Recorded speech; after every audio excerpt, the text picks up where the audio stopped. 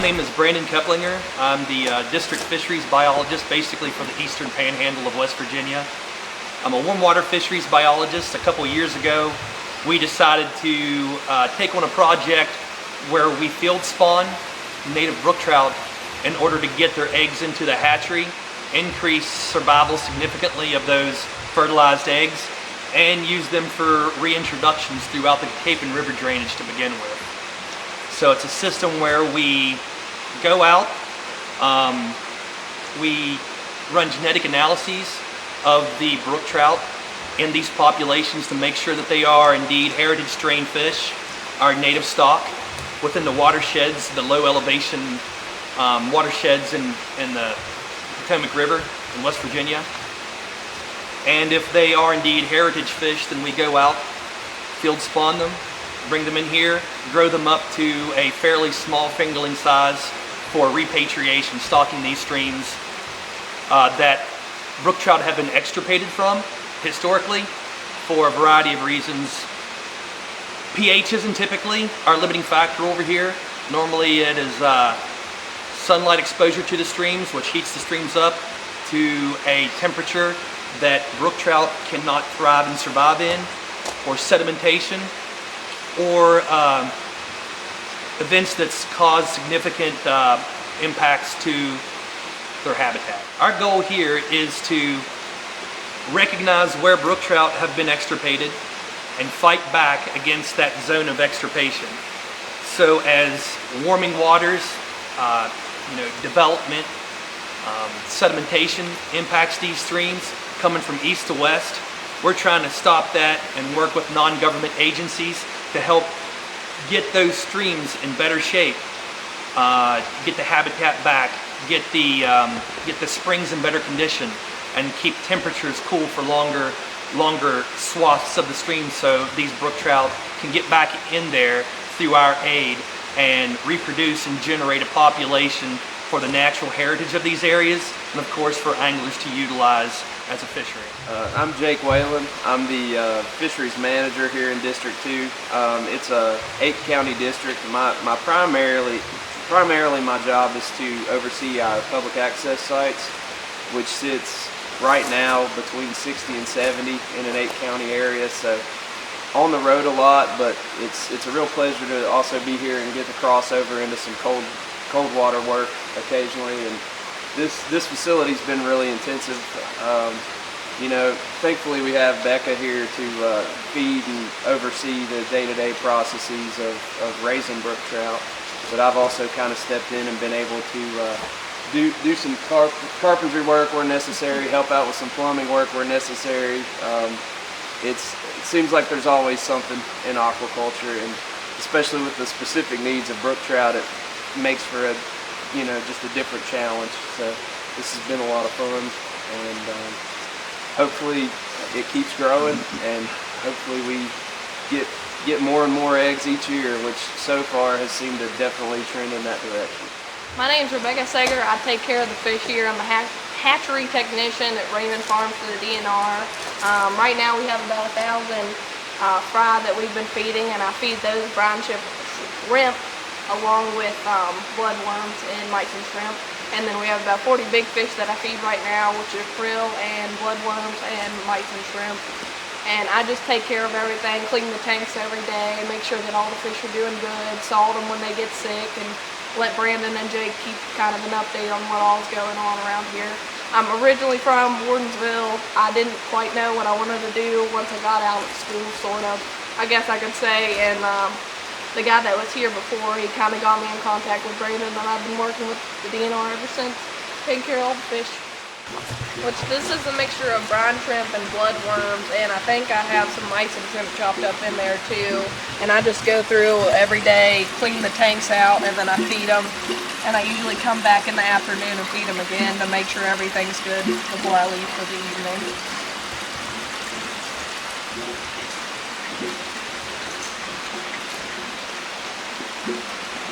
In probably 90% of what we feed these fish is frozen natural food.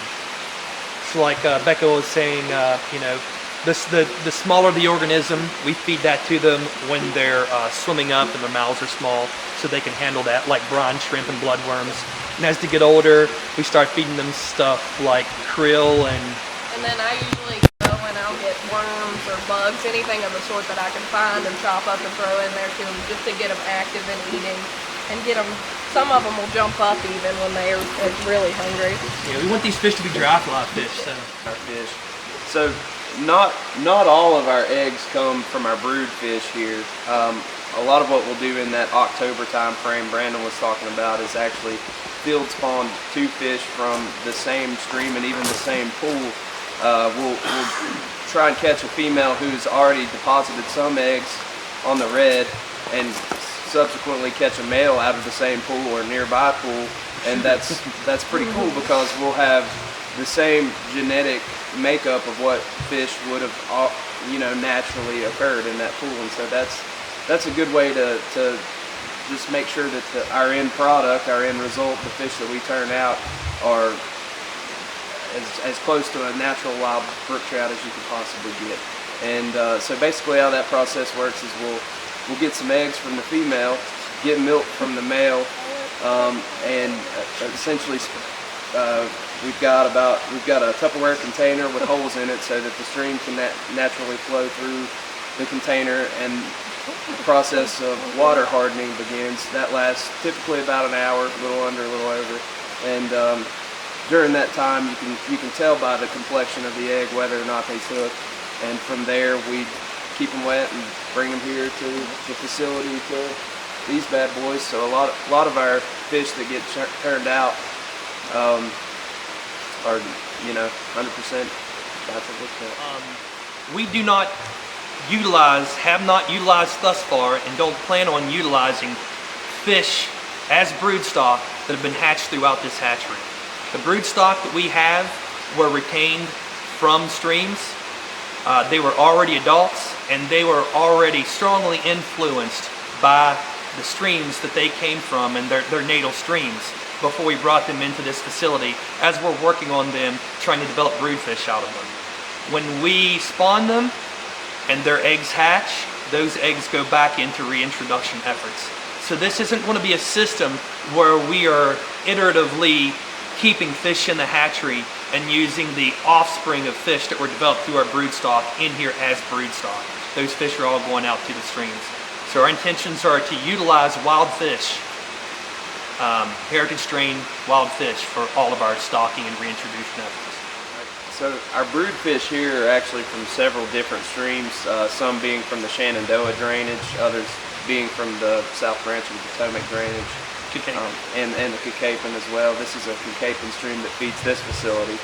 So to kind of keep those straight and know which fish we're crossing with other fish, we pit tag the fish. So basically it's a little electronic magnetic tag that gets inserted into the fish, and we just wave over them with an electronic wand that tells us where the fish is from, and we can refer back to our database and see when we caught that fish and introduced it to this facility, and how many times we've spawned them, how many eggs they've produced, if they're a female, things of that nature. So on this board, basically what this means is here in the top corner, 10/16, that was our date of spawn for this particular cross.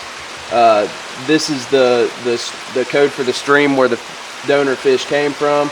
This is their sex. So here's our female from this stream, and this is a male from the same stream. So we know that was probably a field spawn. Here was our number of eggs that we collected, and this is our tray number here. So 1A would correspond with the left side of this Heath tray right here so right here. So that denoted on the board corresponds with this cross here. And since then these eggs have been moved out to our trays over here, but I can show you those as well. Here's our standing product as of now. These young of the year fish that seem to be doing pretty well, and we've had really good survival this year. The weather's been relatively mild, and these fish have, scare them back this way. But they're growing up nicely. You're starting to see kind of the orange coloration begin in the fins and the tail. And here in a few short months, we'll be handing these off to some kids to release into some native brook trout streams. So it's, you know, short life cycle, but a meaningful one in that we are able to get so many people involved and really share this work that we enjoy doing. So this is a brook trout that's been in our facility 1, maybe 2 years, given the size, probably more like 2. And as you can see, this is the result of a natural diet. How colored up he still is in January. And so this is one of our male tanks. We use multiple males with any given female, and that does a lot as far as just the possible alleles that may end up in our young fish, and the possibility of traits passing on that, you know, may have been buried in time prior to us getting in the mix of things. So, you know, in the wild, this is probably a once in a lifetime fish, but we get to handle them on a regular basis, so it's a blessing. So this is Ned. He's been kind of the star of the show. He started out as Nancy, and then come spawning time, we found out that we had assigned him the wrong sex. So he does still produce milk, but just a monster of a fish, and we think that there may be kind of something up hormonally with him, because he didn't produce much. It's just his whole body just, you know, giving everything it's got for growth. So he's kind of reminiscent of what brook trout used to look like before all these human interference and other temperature factors that we've talked about. This is the brook trout people were catching 60 years ago. Here's a look at a female and the difference in coloration in comparison to this male here in the net. But still a beautiful fish, not quite the orange coloration, but these are the ones we really rely on for getting a lot of eggs and getting a lot of trout in the stream.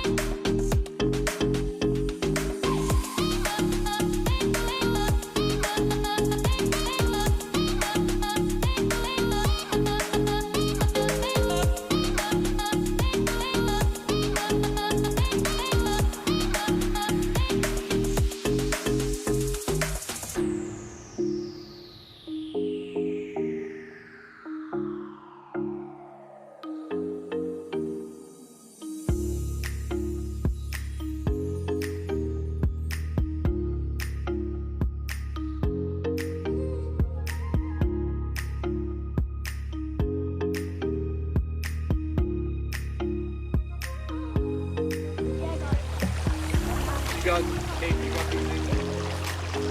Yeah, Mike's still turned on, right? Right there, right there. Okay.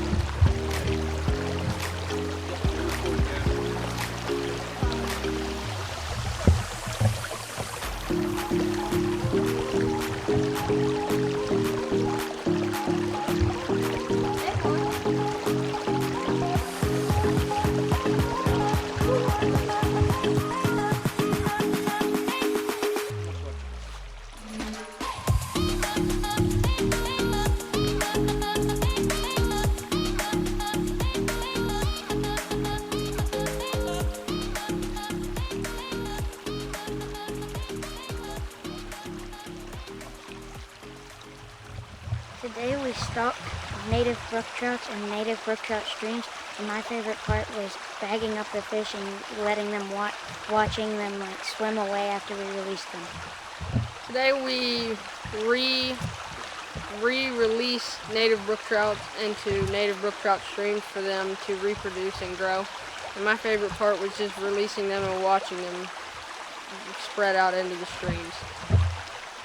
My favorite part is where we got the fish and then we released them.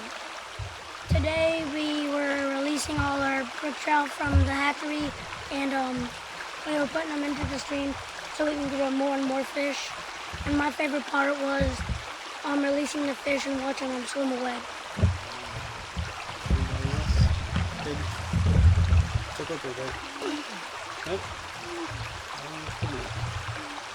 Today we took our hatchery hatched and partially raised brook trout fingerlings, heritage strain, from the Hardy County area, and we're able to distribute them in 2 different streams. The one stream we are continuing through with a process where we're trying to generate an entirely new brook trout fishery, a heritage strain for the Keplinger River, and get that population back into a fishable state. Another stream that we're dealing with today here is a stream that we've already done just that by the use of adult fish transfers, and they reproduced. However, we did some analyses and it looks like they are genetically bottlenecked. So genetic variability is really low. So we're essentially doing the same thing here, not to generate a population, but to enhance the population that already exists and that already is fishable, to try to make them more genetically resilient to impacts of warm water, impacts of siltation, sedimentation, things that can go on upstream that we can't control. So the more genetically diverse our population is, the more cards that they have in their hand to be able to lay down and fight probability with respect to bad things that could happen that could eliminate the population. So the more genetic variability you have, the higher the likelihood you can make it through bad situations. If you have a really limited genetic variability, if one thing can harm you, it's going to be able to harm your brother, your sister, your dad, and your mom too. So that's what we're trying to do today, and I think we probably had some around 275 heritage strain brook trout fingerlings for each stream, and we're concluding that right now. A few shout outs that this project, it took a lot of hands and a lot of minds, and it wouldn't be possible without these people. So Dave Thorne, recent Silver Trout Award winner Dave Thorne, our cold water coordinator. Couldn't have done it without him. Also Jim Hedrick, he actually started everything here at Edwards Run along with Brandon, and he's now our hatchery coordinator. He's given us a good resource anytime we've needed advice on feeding trout, holding trout, things of that nature. He's always been there and given us a big help.